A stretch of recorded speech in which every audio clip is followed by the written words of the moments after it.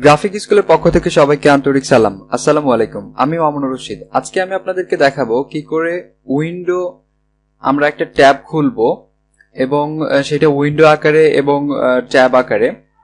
তো চলুন দেখা যাক সেটা। তো ফার্স্ট অফ অল আমি একটা প্রথমে ফাইল মেনুতে গিয়ে নিউ একটা ডকুমেন্ট খুলবো। তো নিউ যখন আমি এখানে ডকুমেন্ট নিলাম তখন আমরা দেখতে পাচ্ছি যে এখানে ট্যাব আকারে চলে এসেছে। আমি যদি আরেকটা এখানে ডকুমেন্ট নেই সেটা দেখতে পাচ্ছি আমরা এখানে ট্যাব আকারে চলে এসেছে। তো আমি এখন ট্যাব আকারে যখন এটা চলে এসেছে আমি যদি এখানে আরেকটা নেই, ওকে, আমার এখানে তিনটা ট্যাব হয়েছে। আচ্ছা, আমি যদি এই তিনটা ট্যাবের যদি আলাদা আলাদা করে নাম দিয়ে দেই তাহলে দেখতে পারবেন এটা হচ্ছে 1, এটা হচ্ছে 2, আমি শর্টকাট ইউজ করছি, এটা হচ্ছে 3, এটা 1, এটা 2, এটা 3। তাহলে আমরা বুঝতে পারছি যে তিনটা ট্যাব এখানে ওপেন হয়েছে। ওকে, আমি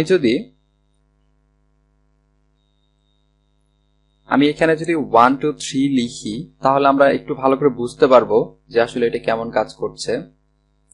3 লিখলাম,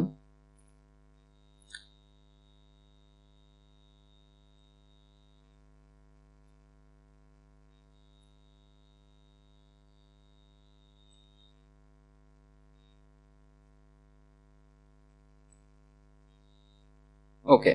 আমরা এখন দেখতে পাচ্ছি যে এটা আমার 1 নাম্বার ডকুমেন্ট, এটা হচ্ছে 2 নাম্বার ডকুমেন্ট, এটা 3 নাম্বার ডকুমেন্ট। এরকম আমরা চাইলে অসংখ্য এখানে ডকুমেন্ট ওপেন করতে পারি, ওপেন করে সেগুলো ট্যাব আকারে কাজ করতে পারি। তো এটা বুঝলাম যে ট্যাব আকারে কিভাবে কাজ হয়। এখন আমরা যদি চাই যে না, এটা আমরা যখন ওপেন করব নিউ একটা ডকুমেন্ট নিব, সেটা আমার এটা ট্যাব আকারে হবে না, এটা জাস্ট উইন্ডো আকারে হবে। আচ্ছা, উইন্ডো আকার হচ্ছে এরকম যে আপনি চাইলে যে এটা এখান থেকে আপনি উইন্ডো আকারে করতে পারেন। যেমন আমি যদি এটাতে ধরে আমি এখানে ড্র্যাগ করি, তাহলে ড্র্যাগ করে যেখানে ছেড়ে দিব তাহলে দেখতে পাচ্ছি যে এটা একটা উইন্ডো আকারে চলে এসেছে। তো এইভাবে সবগুলো আপনি করতে পারবেন। ওকে, আমি এইভাবে সবগুলো করছি, দেখেন। ওকে, এখানে আমার 3টে উইন্ডো এখানে হয়েছে। আমি চাইলে এগুলোকে আমি শর্টকাট ইউজ করে একটা থেকে একটাতে পরিবর্তন করতে পারি। আমি যদি কন্ট্রোল ট্যাব ইউজ করি তাহলে দেখতে পাচ্ছেন যে একটা থেকে আরেকটা পরিবর্তন হচ্ছে। এবং এখান থেকে চাইলে যদি আপনি উইন্ডো আকার থেকে এখানে আবার ট্যাব আকারে করতে চান তাহলে মাউস দিয়ে এখানে চেপে ধরে উপরে এখানে চেপে রাখতে হবে, তাহলে আগের অবস্থায় ফিরিয়ে যাবে, ট্যাব আকারে হবে। ওকে, তো এই হচ্ছে অবস্থা। এখানে চাইলে আপনি এখান থেকেও শর্টকাট ইউজ করে একটা থেকে আরেকটা ট্যাবে আপনি আসতে পারেন, সেটা সেম অবস্থা যে কন্ট্রোল ট্যাব প্রেস করলে একটা থেকে আরেকটা ট্যাবে এখানে চলে যাবে। ওকে, এবার আমি যেটা চাচ্ছি যে আমার হবে যখন আমি একটা নিউ একটা ডকুমেন্ট নিব সেইটা সরাসরি ট্যাব আকারে না এসে সরাসরি উইন্ডো আকারে আসবে।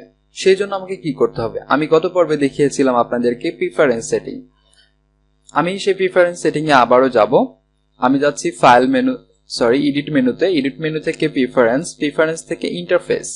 ওকে, আমি ইন্টারফেসে ক্লিক করছি। এখানে আপনারা দেখতে পাচ্ছেন ওপেন ডকুমেন্টস অ্যাজ ট্যাব, এটা চেক করা রয়েছে। এটা চেক করা রয়েছে বিধায় আমরা যখন নিউ একটা ডকুমেন্ট ক্রিয়েট করছি তখন এটা ট্যাব আকারে চলে আসছে।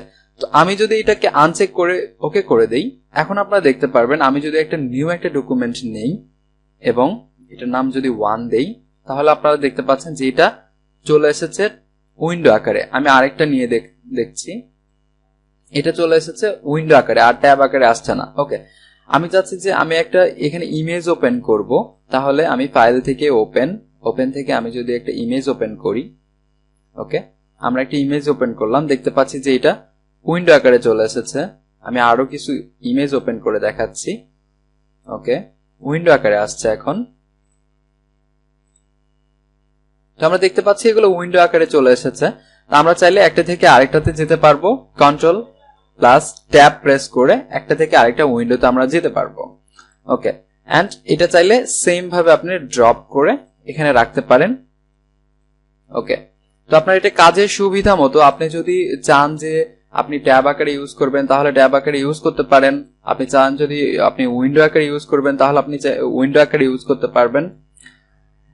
এবং সেটা অফ অন করতে হলে আপনি প্রিফারেন্স থেকে ইন্টারফেসে এখানে আপনি এটা চেক অথবা আনচেক করে দিতে পারেন, এটা আপনার ইচ্ছা মতো।